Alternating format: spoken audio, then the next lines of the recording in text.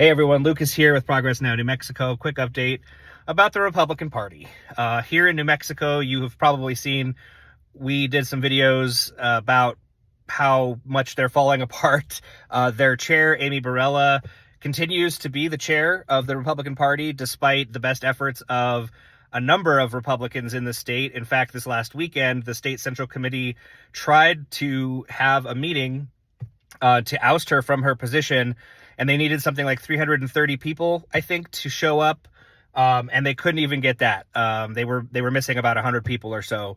So they couldn't even get a quorum to address this sort of flagrant rule breaking by their own chair. Meanwhile, one of their candidates for governor, Duke Rodriguez, has at least 2 lawsuits filed against him because he didn't get enough votes at their pre-primary convention to advance onto their ticket. However, he has enough signatures to appear on the ballot legally. So people are suing him to drop off the ballot. Meanwhile, Rebecca Dow was reinstated this week, so she will be on the ballot in House District 38 in New Mexico.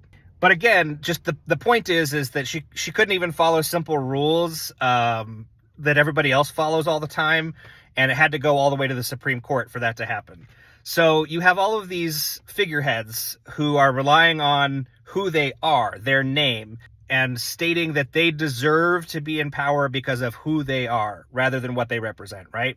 And when you look at what's happening nationally with Trump, and he's feuding with, Alex Jones, Tucker Carlson, Candace Owens, all these people who were pushing his propaganda since the beginning, really, but especially this last time around when he got reelected.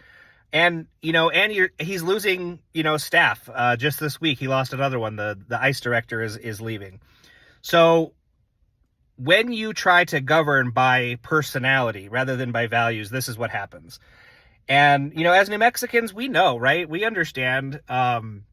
We look out for each other, and we don't support people because of just like who they are, like what their name is. We support people because of what they've done for our communities. And we know that there's someone that, if we need their truck to help move a couch, they're going to be there, right? If you need somebody to watch your kids, you call, that family down the street, they're going to be there for you.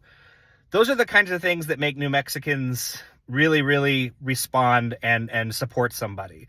So as we move into primary season, let's just think about these things. Let's think about the candidates who aren't talking about who they are, but what they represent. Thanks for watching. Be sure to subscribe, like, and follow. Talk to you later. Bye.